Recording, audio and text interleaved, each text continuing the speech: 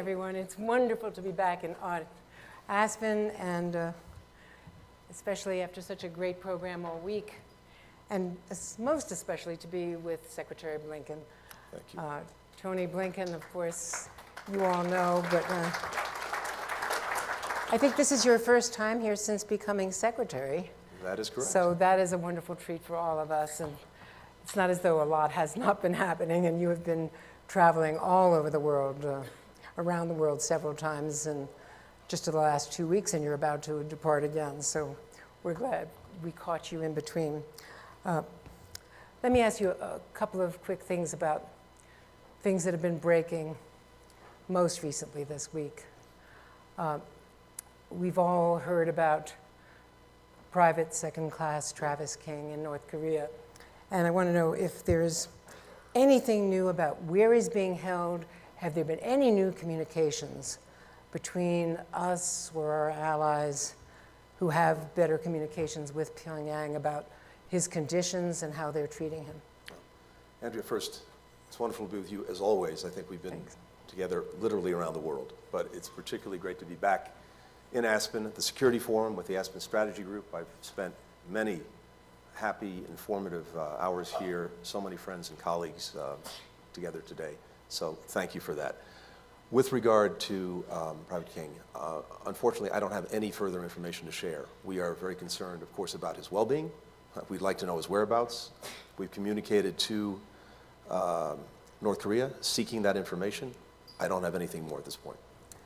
We all saw the tragedy of Otto Warmbier.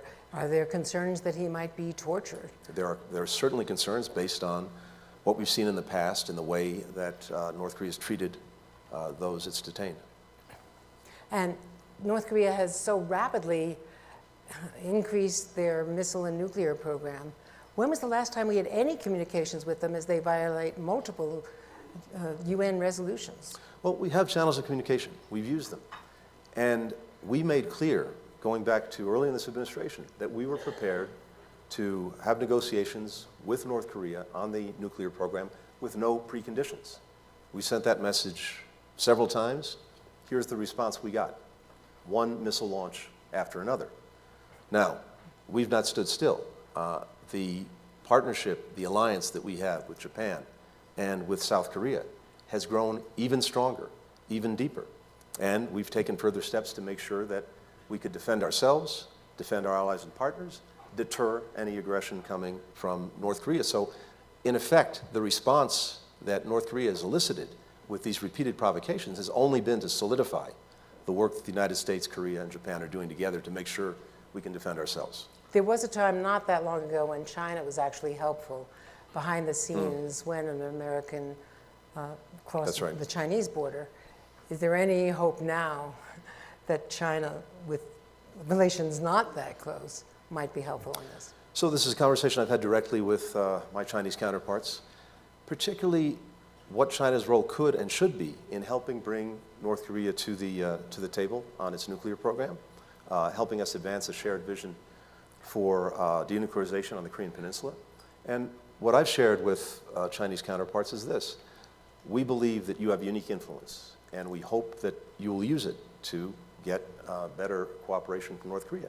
But if you can't, or if you won't, then we're going to have to continue to take steps that aren't directed at China, but that China probably won't like, because it goes to strengthening and shoring up not only our own defenses, but those of Korea and Japan, and a deepening of the work that all three of us are doing together. We've seen, I think, an extraordinary relationship develop over several administrations now on a trilateral basis among the United States, Japan, and Korea. That's only gotten stronger, and everything that North Korea does and China's inability to help us do something about it will continue to move things in that direction. Speaking of China, the Chinese hack. Now, China has hacked Nicholas Burns, our ambassador's unclassified emails, and our envoy to Asia's emails, as well as we previously learned the Commerce Secretary. And I am told reliably by former cyber officials and other experts that 90% of the government's business is done on the unclassified in the unclassified space. So they were able to learn in a novel way, which was very alarming, a lot about our business. Is there some indication that this was going on for quite some time because of how novel their approach was? That they could learn our strategy as you were approaching your important reestablishment of relations on your big trip to Beijing? So first, you're exactly right. I can't speak to the direct impact of any particular incident. I can say that the incident in question affected only our unclassified system. As soon as we actually at the State But that's a Department big detected deal. it, The unclassified system is so huge. we now have an ongoing investigation that will determine the impact. As soon as we detected it, which goes back some time, we took immediate steps both to make sure that we were strengthening our protections and defenses, of course reported it immediately to Microsoft to make sure that they were doing everything possible. And as a general matter, I've had opportunities to speak directly to Chinese counterparts about the deep concern we would have over anything targeting the U.S. government, targeting U.S. companies, targeting U.S. citizens, and the fact that we'll take appropriate action if we need to in response. Are you concerned about our vulnerabilities here? This is a constant effort, as you know, as we all live in cyberspace. So much of our life is in cyberspace. Of course, it's a constant concern, and there is an ongoing effort, quite literally every single day, to make sure that all of our systems are as strong and protected as they can be. But isn't this a basic attack on our sovereignty? Where do you draw the line? Again, what we've had occasion to share more than once with China is the concern that anything targeting the government, targeting citizens, targeting companies, is a real concern for us. And we have in the past, we will in the future, as necessary, take appropriate action. Look, I can't say more than that at this point, especially since we have an ongoing investigation. We need to learn the full impact, even as we've taken steps to make sure that our information is protected. Speaking again of China, Secretary Kerry, the President's envoy, has just completed his mission and has failed to get China to agree to any reduction in emissions. In fact, President Xi gave a speech while he was there saying that not only would they not reduce emissions, they wouldn't close any of their coal-fired plants. This makes it clear that before the big global summit, in the Emirates in November, there won't be any progress towards the goals that are much delayed. So, Andrea, first, the purpose of John's trip was not to get an agreement, was not to get some concrete deliverable. The purpose was to renew the conversation, the dialogue we've been having with China on climate. They're the world's largest emitter. We're number 2. This is the only place where I'm happy to be number 2 to China.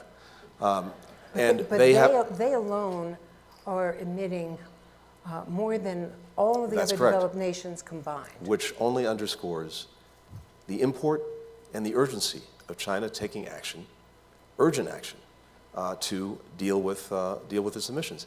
And I think what Secretary Kerry, what John conveyed, was that sense of urgency. Look, we're in a position now where every G7 country, the world's leading economies, every G7 country has adopted plans that, if implemented, would hold warming to 1.5 degrees Celsius. The same cannot be said of the G20, the G13 beyond the G7. And so one of the things that we have to do and that we're working on is to help countries, encourage countries, prod countries to make the necessary progress, to adopt the necessary targets and plans, and then to implement them. We've made the single largest investment in history in combating climate change through the IRA, the Inflation Reduction Act. We've demonstrated that we're serious about this, and we'll have the tools to make good on our commitments. Here's what I think. When it comes to China, if it wants to be seen as a responsible leader globally, it has to be responsive to demand signals that it's getting from the region, from around the world. One of those demand signals, and certainly that'll be the case at COP28, is for it to take the necessary actions to curb emissions and to do what's necessary to get to 1.5 degrees Celsius. This is an ongoing conversation. I think it was very important that John went and renewed that dialogue, but also conveyed the sense of urgency. Now, last thing I'll say is this. I think if you're sitting in Beijing's shoes, you're looking at this challenge on the one hand, and on the other hand, I think the imperative they feel to focus on growth, on economic growth. Their economy is They've just not had the rebound that they failing. anticipated getting out of COVID. I think for China right now, that is job number one. But there is a real tension between that and the absolute imperative of dealing urgently with the climate challenge. which we're all feeling here in the US and all over Europe and all over the world now. It is a reality. Let me ask you about what Russia is doing, bombing grain silos, canceling the grain agreement. This is going to increase famine around the world. Food prices are going to go up. And there's real concern now about Russia claiming a false flag as they mine That's right. the Black Sea harbors and blaming Ukraine. Is there anything that we can do? I know the UN is having meetings today, but Russia has a veto there. Is there any way that can NATO escort ships through? How do we get the grain out quickly, even while we try to help them with overland routes? So, Andrea, first let's put this in perspective. Of course, this never should have been necessary, the Black Sea Grain Initiative. Never should have been necessary in the first place. The only reason it had to happen was because Russia invaded Ukraine. And then, having invaded Ukraine, it decided to blockade its ports, the leading port, Odessa, for export to the world of wheat and grain and other food products. And so the United Nations, Turkey helped initiate this effort.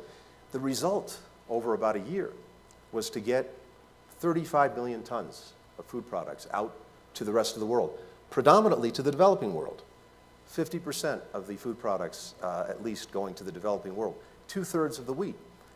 That meant people were getting food on the table. It meant that even countries that weren't directly receiving the food products from Ukraine were getting lower prices because it's a world market. Russia, by weaponizing food, is doing something truly unconscionable.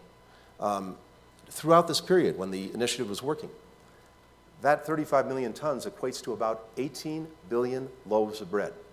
Imagine what that means every single day to people living throughout the developing world. So I hope the world is watching this and seeing how Russia is cynically manipulating food in order to advance its objectives in Ukraine. Now, to your question, we're working with allies, we're working with partners, we're working with Ukraine to look at other options. But I have to tell you, I don't think it's possible to make up the volumes lost by ending this initiative through other routes. So we're going to do our best, but this has put a deep chill on on shipping, on ensuring. And by the way, in the 4 days since they have ended their participation in this arrangement, what have they done, Russia? They bombed every single day the Odessa port. They've laid more mines. They've threatened shipping. In fact, they did an exercise just yesterday that they very deliberately publicized where they simulated an attack on a ship. What does that tell you about their intentions? What does that tell you about the lack of any basic decency when it comes to getting food where it needs to go? So now, there's no way that commercial shipping can proceed. I mean, I'm sure I think it's very, very difficult because for the shippers, for the insurers, given the threats, more than the threats, the action that Russia's taken over the last few days, it would be very hard to operate in that environment. That's why we are looking for alternatives, we are looking for options. I just don't think we can make up the volume. What about the false flag? Well, Is it we've raised real concerns about that. I think you heard Bill Burns talk to that, John Kirby from the White House podium. Again, this is something that is part and parcel of the Russian playbook. We said before the aggression against Ukraine started, I was at the United Nations a couple of weeks before, we laid out in detail the very kinds of false flag operations that they would conduct in anticipation of the attack. It's exactly what they did. We called them on it. The world knew about it. We want to make sure that people see what this is, if it happens, for what it is. How concerned are you about the counteroffensive, which is bogged down by Ukraine's own admission? Look, these are still relatively early days. We've said from the start, we've known from the start that this would be hard going. You've heard a number of people talk about that. The Russians have laid significant and serious defenses when it comes to mines initially. The Ukrainians are working their way through that. I believe they have what they need to be very successful. And as they deploy and as they actually put into this effort all of the forces that have been trained in recent months, the equipment that we and some 50 countries have provided them, I think that will make a profound difference. But here's what makes the ultimate difference. The ultimate difference is, unlike the Russians, they're fighting for their land, they're fighting for their country, they're fighting for their future, they're fighting for their freedom. That is the single biggest difference maker that I think we've already seen as they've taken back more than 50% of the territory that Russia initially seized. That's the difference maker going forward, too. How weakened do you think Vladimir Putin is by the aborted rebellion? You know, it's hard for us to know for sure, and it's hard to, and probably wrong to speculate. I think what we can say safely is that we've seen cracks emerge in the facade.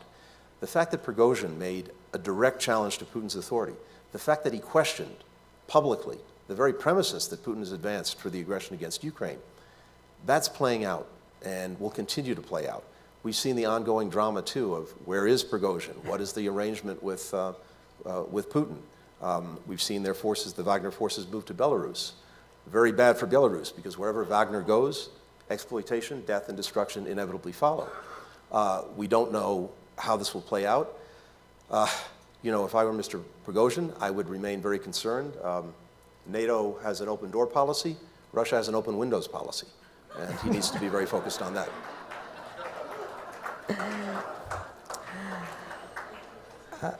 Let me ask you about Evan Gershkovich and Paul Whelan. Are there any signals from Moscow that they're open to a trade prior to the inevitable conviction on false charges and sentencing, which would be months and months to come?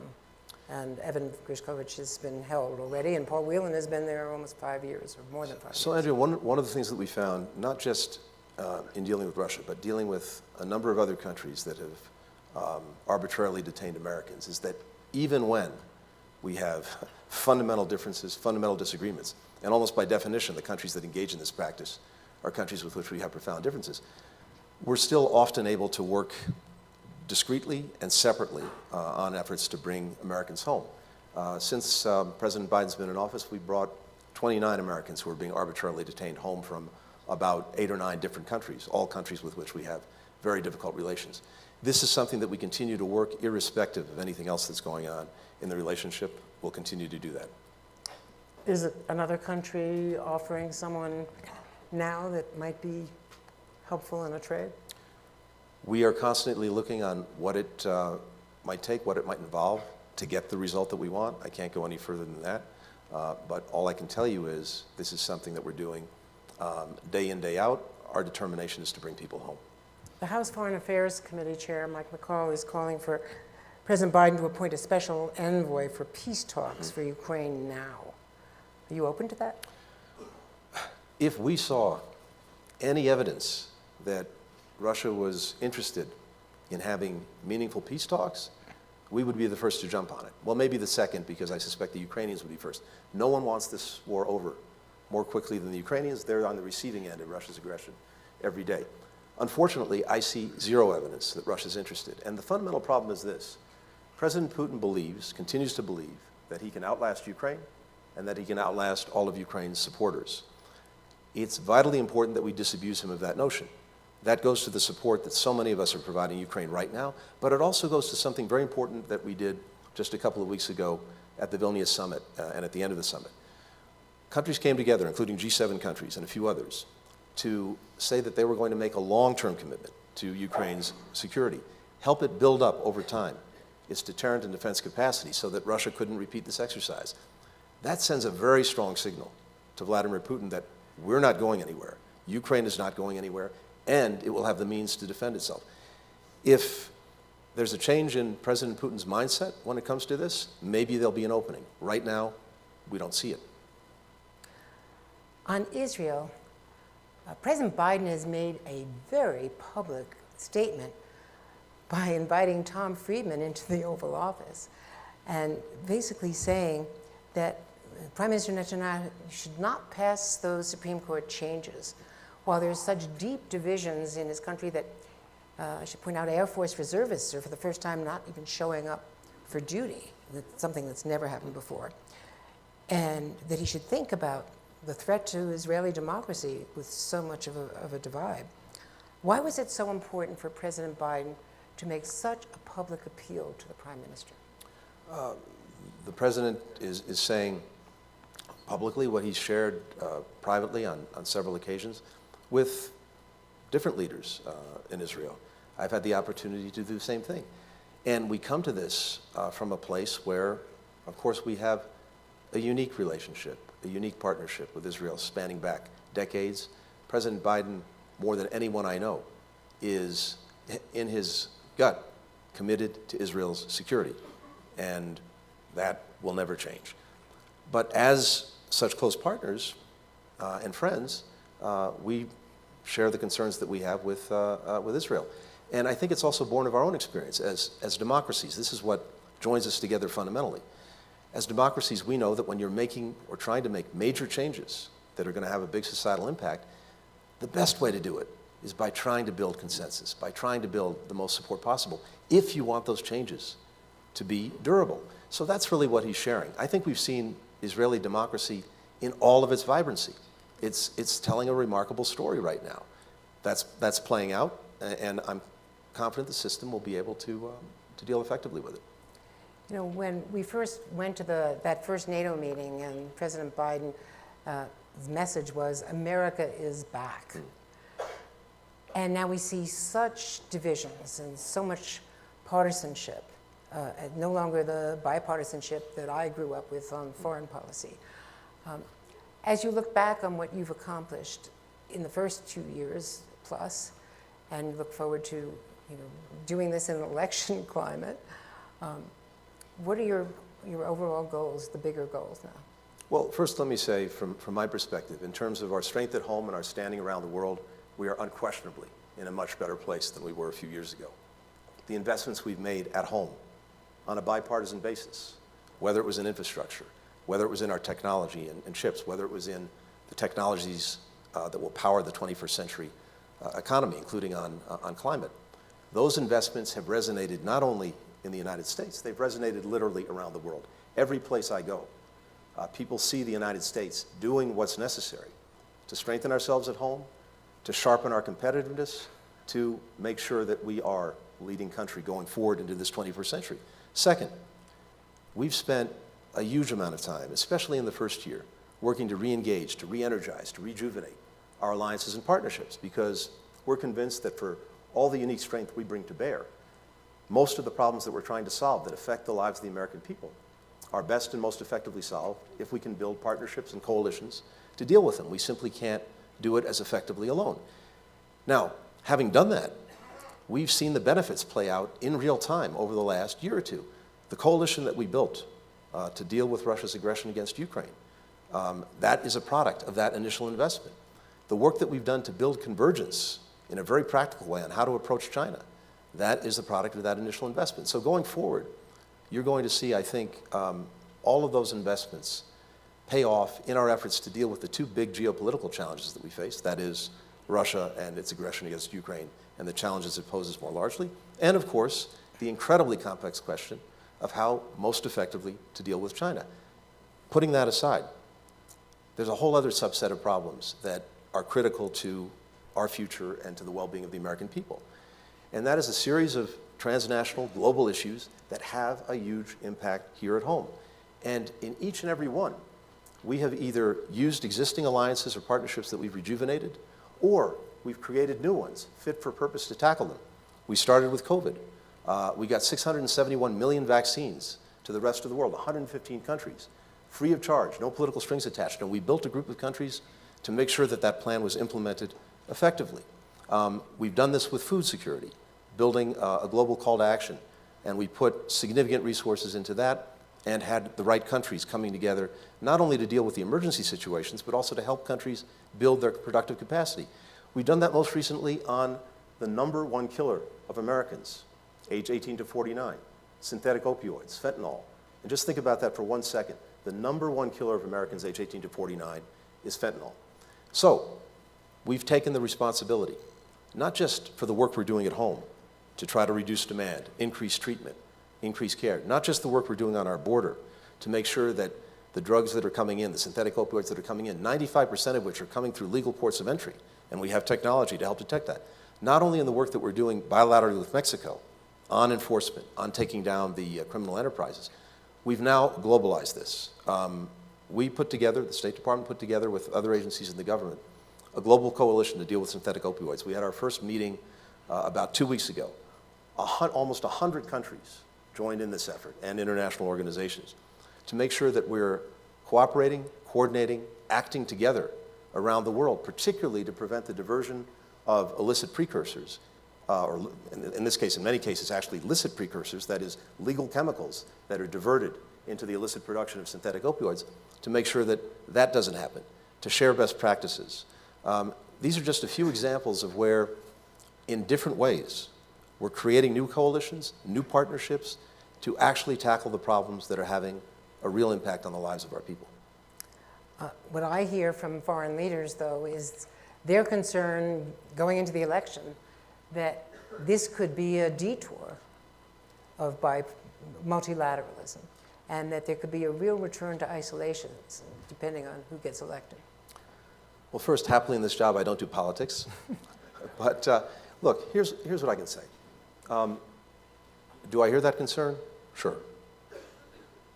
All that those of us who are engaged now in this moment in this work can do and say is, look, we have to do the best we can possibly do in the moment that we have. And if we do that, if we demonstrate that we can achieve results, that we can make life better for our fellow citizens, then the likelihood goes up that they will want to sustain that approach. They'll want to sustain those policies. That's the best that I can do in trying to make sure that the work we're doing continues. I wanted to also ask you about the artificial intelligence meeting that there's an agreement today at the White House That's with right. the private sector, 7 big companies, on standards.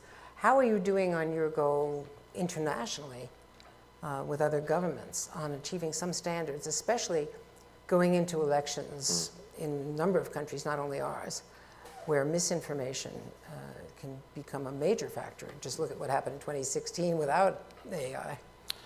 So this is an urgent goal for us right now. The first thing we wanted to do is to try to get our own house in order. We have a special responsibility because the companies that are leading the way on AI, particularly on generative AI, are American companies, American hardware.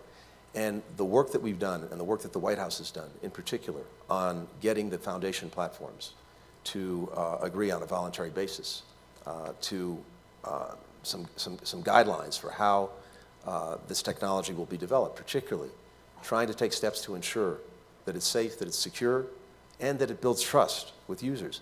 We are now taking that and, in effect, going global.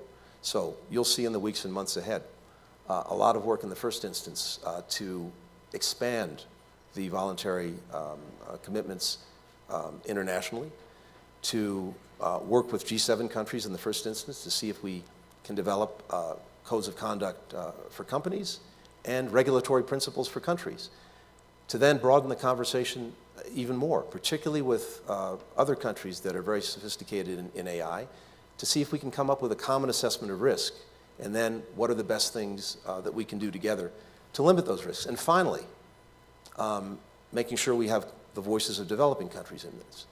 And finally, and this is also a product of what the White House has done with the foundation platforms, we want to make sure that AI maximizes its potential for the extraordinary good that it can do around the world. This is going to be the foundational technology for virtually every kind of progress we want to see, whether it's dealing with disease, whether it's dealing with climate, whether it's expanding opportunities and access to education. I could go down the list. The more it's channeled for good, the more we're able to mitigate and control it for the negative consequences it can have, the better off we'll be. The United States will be leading that effort around the world, and you'll see that play out in the weeks and months ahead. Do you have anything on the calendar right now in terms of an international meeting? Stay tuned. Stay tuned. You heard it here. In fact, we do. You know, we have actually G7 meetings coming up. The UK is doing an important conference in the fall on AI safety. I suspect you'll see work done around the UN General Assembly as well. Now, I have personal experience. I believe we were in Romania last time we saw what you would call football, what we would call soccer, when it was the US versus Iran. And I've never seen such single focus in as we watched that match. I mean, Yeah, I remember that yes, well. So I think I aged 10 years in that. yeah. watching that match. You're now headed to Wellington, New Zealand. You're going to watch the women play against the Netherlands to see whether they can three-peat, and it's Megan Rapinoe's last hurrah. There's a Yep. lot at stake.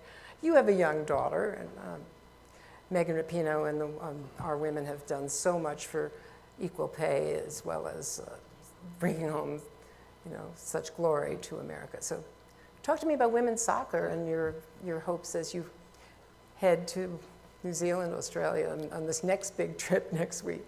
So first, let me be very clear. We have a vitally important strategic dialogue with New Zealand that's taking place next week. Coincidentally, the World Cup. But you just happen to Well, be in Wellington, New Zealand. If I'm able to scalp a ticket, maybe we'll get there. I've watched the women's national team for decades. It's one of the most exhilarating, exciting things I've seen in any sport. I remember the last World Cup final with the U.S. women's team being really at the edge of my couch. And actually, my wife, Evelyn Ryan, is the cabinet secretary at the White House, was actually at that match. I seem to remember something when we were negotiating the JCPOA. It was Secretary Kerry, and I was watching it in German and in Austria. Yeah. One of the big mistakes we've made in the past, I remember this actually, and I think it was during the last Women's World Cup, or maybe it was the last one, being in the White House Situation Room, and as you know, there are television screens, and someone made the mistake during a meeting of projecting the game on mute in the Situation Room. All I can tell you is, to the extent we were doing any productive work, it stopped. So, but I'm really looking forward to cheering them on. We then actually go on to Australia from there, and this is also, I think, very significant because of the partnership, relationship that we've been building in remarkable new ways with Australia, with Lloyd Austin, the Secretary of Defense. Will be there for a work with we call it AUSPIN, ministerial meetings between the foreign ministers and defense secretaries to further the partnership and the alliance with Australia. And we'll be stopping in Tonga. We've been spending a little bit of time in Pacific Islands. We'll be doing more of that. We'll be opening a new embassy there. And all of this has a lot to do with China, of course. Well, it also has a lot to do with the relationships we're trying to build with these countries that have, in the past, been a little bit neglected. And it has a lot to do with soccer. Just a little bit. How would you rate the women's team? It's hard. Look, I think that the challenge they face is they go in as favorites. There's always that additional pressure, but there's, I think, no better team in terms of its combination of experience and new talent at the same time. I think they blended together a remarkable cast of players. I have a lot of confidence in them. Now, in addition to football, in your misspent youth, you spent so much time as a musician. I've heard you play. I'm sorry by for the that. way. Yeah. And on a somewhat sad but incredibly memorable note, we've lost a great Italian-American musician today. Someone I heard live here in Aspen many years ago, Tony Bennett. So I want to ask you your thoughts about the extraordinary career of Tony Bennett. Well, that's just it, Andrea. What an incredible career that spanned decades and that rejuvenated in many ways in the last couple of decades of his life with these incredible collaborations with new artists. Lady Gaga, obviously, comes to mind. There's no greater champion of the American songbook. If it's Gershwin, if it's Cole Porter, if it's Rodgers and Hammerstein, that's Tony Bennett. And the wonderful thing about what he did is connected people so powerfully through what I think is the greatest connector, music, and something that will endure. Those recordings are forever. It certainly was timeless. Well, with that, we have some great American young leaders here as well as others in the audience. I want to leave time for questions. And in the front row, yes, ma'am, please. We have a microphone coming with our friends from Aspen. Thank you so much. Good morning. Thank you so much for being here. My name's Shannon Payne. I'm a public diplomacy practitioner. I work on the International Visitor Leadership Program in Denver, Great. Colorado. And I have a question about the Foreign Service Officer exam and the staffing of the Foreign Service. I know that there were, adjustments made to the exam process over the last couple of years to try to make the Foreign Service more diverse and representative of the United States. Are we seeing results in increased equity and diversity in the Foreign Service at this time? Do we still need a little bit more time to see the results of those changes? Thank you, and thank you for your own work and for your own engagement. Look, just to quickly put this in perspective before coming to the specific of the question, we are working to build a State Department that actually reflects the country that it represents for two reasons. First, it's the right thing to do, but beyond that, it's the smart and necessary thing to do.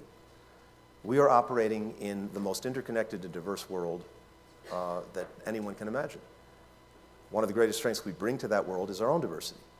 To be able to bring different experiences, different perspectives, different ways of solving problems to the challenges that we're facing. If we leave so much of that on the sidelines, we're shortchanging ourselves. We're shortchanging our foreign policy. We're shortchanging the country. So that's why I've been determined to try to make sure that the State Department truly reflects the country that we represent. Part of that is making sure that we're attracting people to the department, and we want to make sure that, for example, when we're looking at their qualifications, we're taking everything into account, not only the work that they do on the Foreign Service exam, which anyone who's taken it knows is a pretty unique beast. So now, in terms of results, there's a lot that we have done and that we've put into motion. I think you'll see this play out, though, over a number of years, not just a number of months.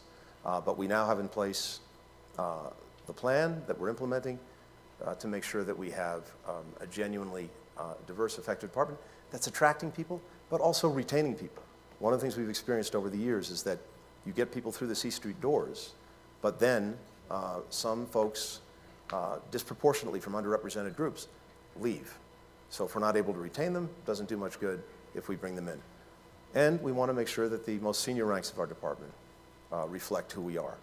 All of that is happening, and I am convinced that as you look out over the next 5 or 6 years, you'll see that play out in a real way. Last thing is this. The most gratifying thing to me is we have more and more people now coming and taking the Foreign Service exam.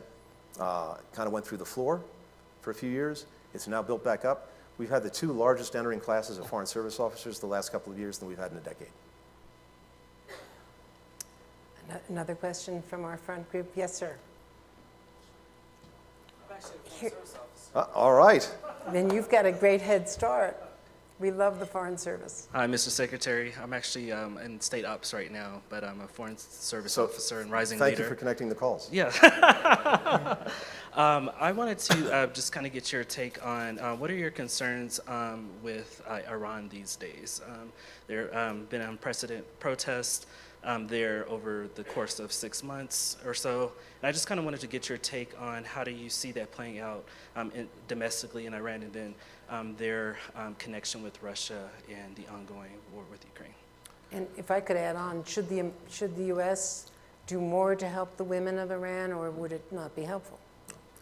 So thank you, and thank you for your service, and thank you, yes, again, for making sure that we're connected. The Ops Center is really the lifeblood of the entire department, so thank you. We have a lot of concerns about Iran. We have the concern that after having put its nuclear program in a box with the JCPOA, with that agreement no longer in force, Iran has speeded ahead with the production of fissile material for a nuclear weapon. Everything the agreement effectively did to stop that has now been lost, and the efforts that we were making to make sure that the breakout time that they would have if they made a decision to produce a nuclear weapon in terms of having the fissile material for such a weapon, having pushed that past a year, it's now down to a matter of weeks. So I have a real concern about that, as well as provocative actions that they take with regard to the program.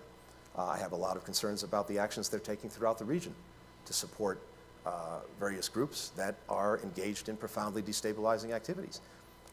And, of course, we were talking about Ukraine a while ago. This is now, unfortunately, a global enterprise.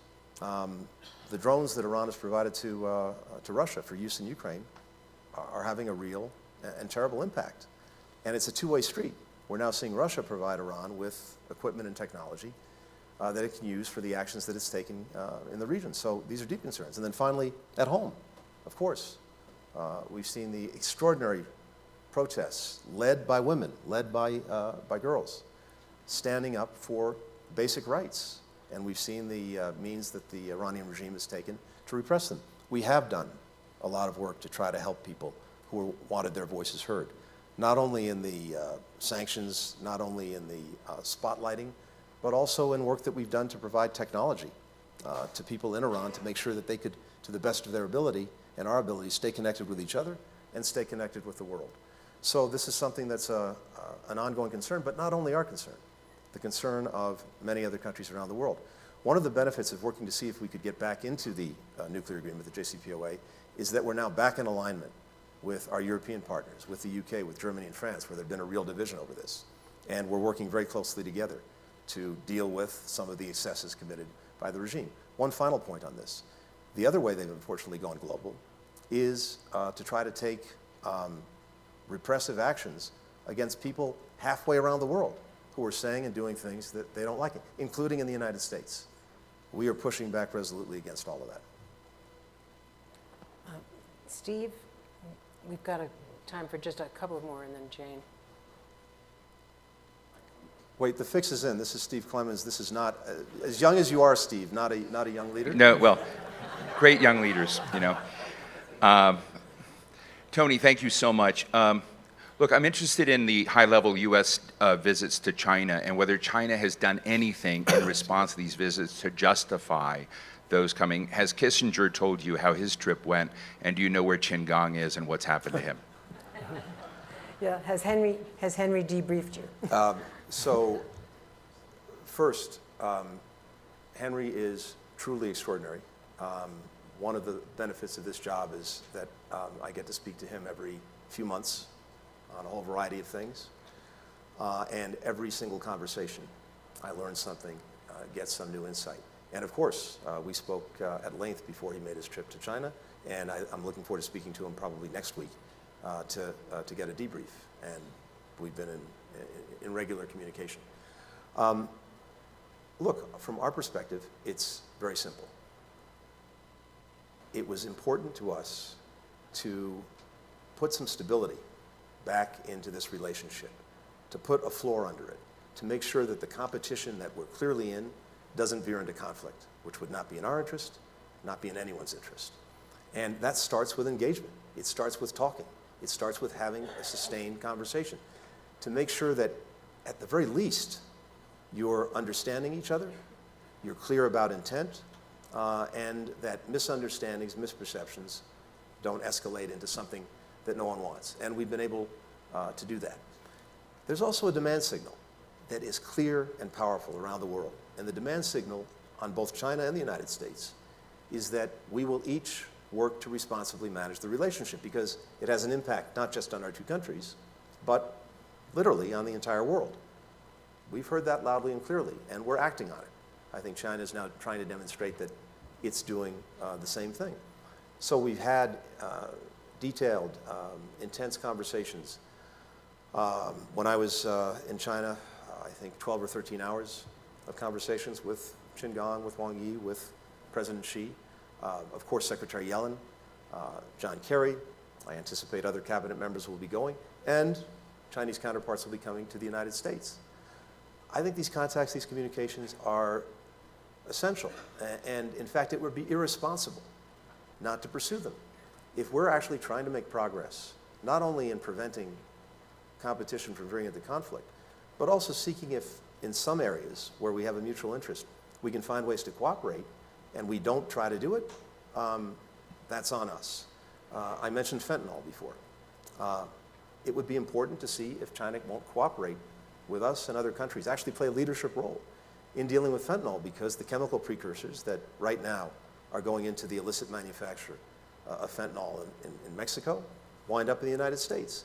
We want to work cooperatively with them. We'd like to actually have a partnership with China and many other countries in dealing with this. If we're not engaged with them, that's not going to happen. We have some detainees in China.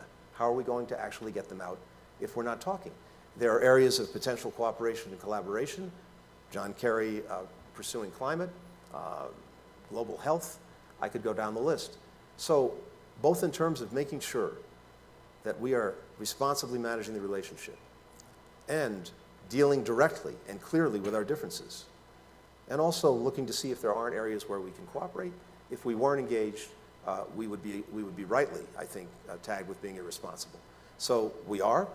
I have no illusions about where that goes. This is, in many ways, the challenge of our time. It's the most consequential and probably most complicated relationship that we have. As to the whereabouts of any senior officials, I leave that to my Chinese counterparts. And I know we're out of time, but Jane Harman, a quick question and answer, because I promised I would call on Jane. And this will be 30 seconds, Anya, I promise.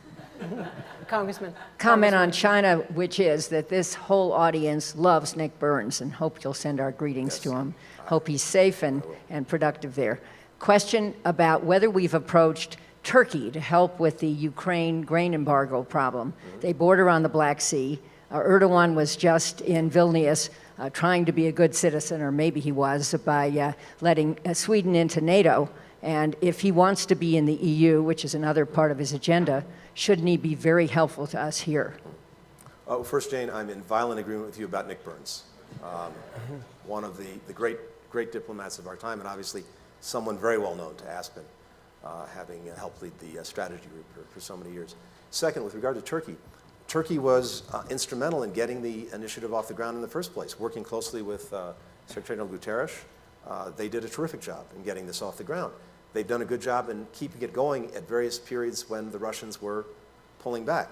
And President Erdogan has said, I think just yesterday, that he is engaged with President Putin to see if he can bring them back to the agreement. So we look to Turkey to play the role that it's already played, a leadership role in getting this back on track, making sure that people around the world can get the food they need at reasonable prices. We are out of time, but I can't think of time better spent than with Secretary Blinken.